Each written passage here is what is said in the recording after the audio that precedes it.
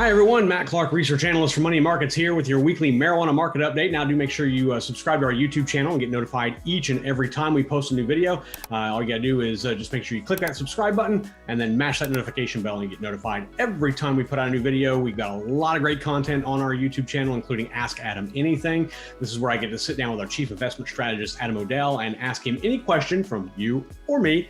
And get his insights into the stock market. There's also Investing with Charles, where Green Zone Fortunes co-editor Charles Sizemore and I talk about all things related to stocks and the economy, including comparing stocks and breaking down specific companies and all sorts of things to give you the best investment advice. And there's The Bull and the Bear, which is our weekly podcast where I show you the trends in the analysis that move the market. All these series are on our YouTube channel. Plus, we are looking at adding a new weekly series, potentially on emerging sectors of the market like biotech or artificial intelligence, something like that. So make sure you stay tuned and look forward for that. We're still kind of in the planning stages of figuring out what that looks like, but we are going to have something out in the near future. Now, today in our marijuana market update, I'm going to talk about stocks in the cannabis market that aren't necessarily facing the same headwinds as traditional cannabis stocks, which presents potential buy opportunities for cannabis investors. Now, there's no question that cannabis stocks continue to face headwinds. These gains that companies got earlier this year have all but vanished.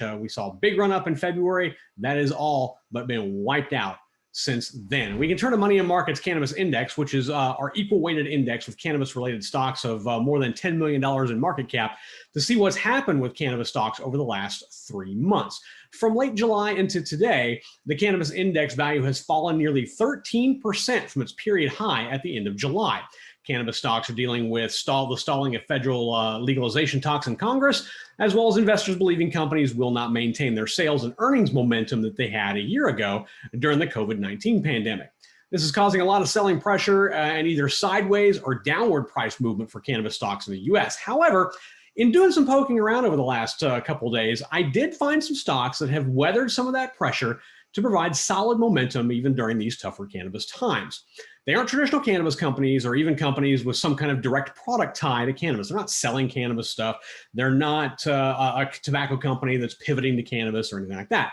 They're real estate investment trusts, or otherwise known as REITs, R-E-I-T-S. Now, a REIT is a company that basically owns and most of the time operates commercial real estate. They buy the property, help develop the property for a particular use, and then lease the property to a company and collect rent. REITs can cover anything from offices and apartment buildings to warehouses and shopping centers. They basically pool together capital from investors and buy up property. In the case of cannabis, REITs buy land, develop it for either growing or for retail operations, then lease the property back to cannabis companies to use. Now, there aren't many REITs related to the cannabis industry, but I do want to highlight 3 in particular. One is Innovative Industrial Properties, Inc. It trades on the New York Stock Exchange under the ticker IIPR. And then there's Power REIT, very simple, Power REIT. It trades on the New York Stock Exchange under the ticker PW. And then there's Zone Properties Incorporated, which trades over the counter under ZDPY. Now, all 3 own and operate real estate tied to cannabis and in some cases agriculture as well. Now, the beauty of a REIT here is that they have to pay back profits in the form of dividends to their investors. And basically, to qualify as a REIT, they have to pay back at least 90% of their taxable income back to investors. So it makes a nice little perk to own a REIT. Plus, as an investor, you're getting into the real estate market without the pain and the struggle of actually buying property.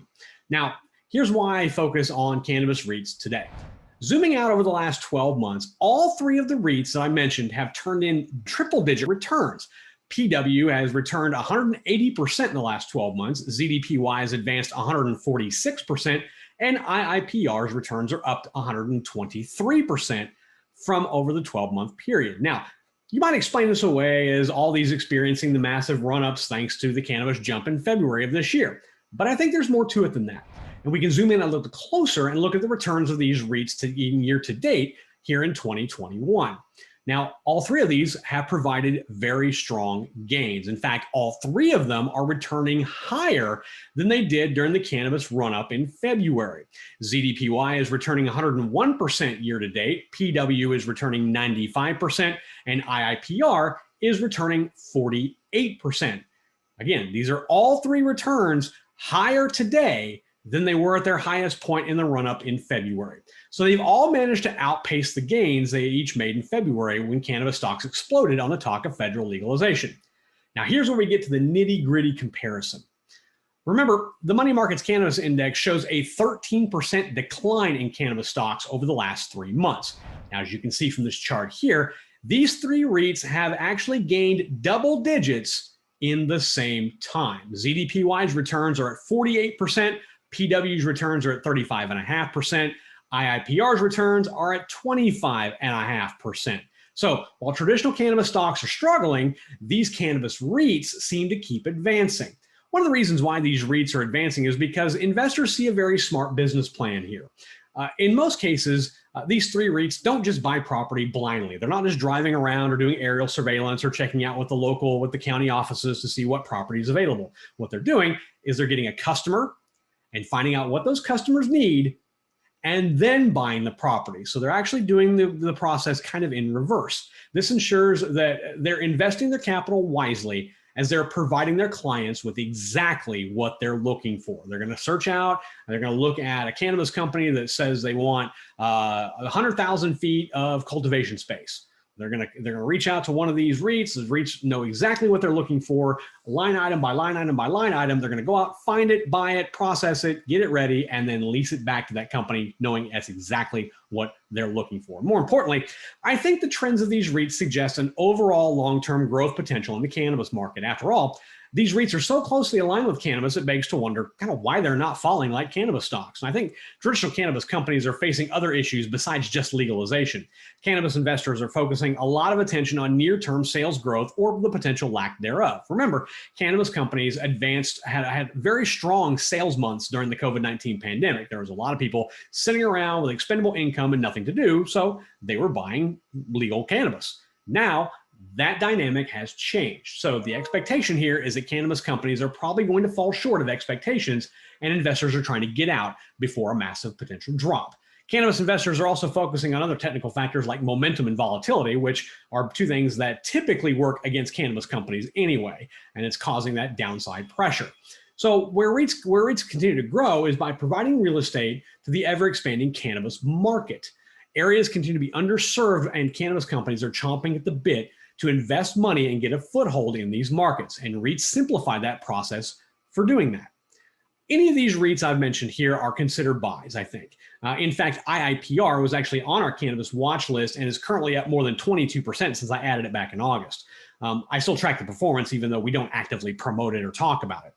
So the bottom line here is that the cannabis industry and cannabis investors may be somewhat discouraged by the sell-off that's wiped away profits from February, but there are diamonds in the rough, and cannabis REITs appear to be just that for the time being. Now, if you do have a question about a cannabis stock or the market, just email me, feedback@moneyandmarkets.com. We'll flash that email address down below here, or comment below here on YouTube.